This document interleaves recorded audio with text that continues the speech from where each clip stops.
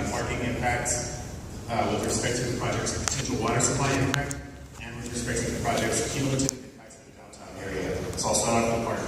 So based on the City of Los Angeles' Building and Safety Code, this project is not providing the minimum number of parking spaces required for a hotel.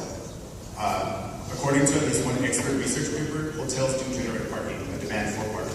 So given the parking requirements for this project, the project's MD contains no analysis of the impacts on the supply of parking in the area, and such impacts must be analyzed under CEQA. Case ruling on the CEQA states that vehicles, whether driven or parked, in effect constitute man-made conditions, and therefore may constitute physical conditions in an area that may be affected by a proposed project, thereby requiring a lead agency to study whether a project's impact on parking may cause a significant effect on parking and thus the environment. Furthermore, to the extent that the lack of parking affects humans, that factor may be considered in determining whether the project's effect on parking is significant under CEQA. So given the LA Building and Safety Code and an expert research paper and a court ruling, there's a fair argument that this project has the potential to cause parking-related impacts that have not been examined under CEQA. In addition to this, we've also spoken with 14 business owners in the immediate area off of Main Street, which is directly behind the proposed hotel. 14 business owners signed a petition stating that the 8 parking spaces needed for this, that's proposed for this hotel, is not adequate for their business, and it may affect their business. And I will submit this to on file. And furthermore, we know that when there is inadequate parking, workers and guests are left open to the threat of assault, robbery, other potential dangers in the area.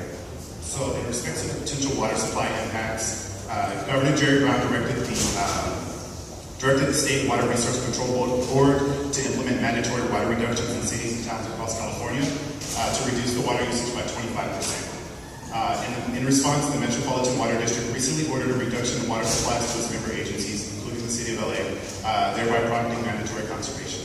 This project's M&D itself acknowledges that the project has potential for cumulative water supply impacts on page 4 of the M&D in section 17, 20, 30, and 60. However, there is no analysis of the project's potential long-term or short-term impacts on the water supply, and such impacts must be analyzed under CEQA. Consequently, there is a fair argument that the project has the potential to cause water supply impacts that have not been subjected to adequate review under CEQA. So finally, the cumulative impacts. The M&D fails to acknowledge or even fails to analyze or even acknowledge the various cumulative impacts and fails to make the mandatory findings of significance on account of such impacts required by CEQA. There are nearly 100 developments happening in the downtown area, including hotels and other projects that will consume water, demand parking, increase traffic, noise, and generate greenhouse gas emissions. Consequently, there's a fair argument that this project has the potential to cause cumulative impacts that have not been subject to adequate environmental review or make the mandatory findings of significance. So in closing, this project makes an inadequate analysis of potential water impacts, parking impacts, and the cumulative impacts. And this project is one of the many adaptive reuse projects to exemplify the significant legal concerns with the adaptive reuse policy. Thank you. For the applicant, we have two cards really as the applicant, Elizabeth Peterson and R.J. Comer.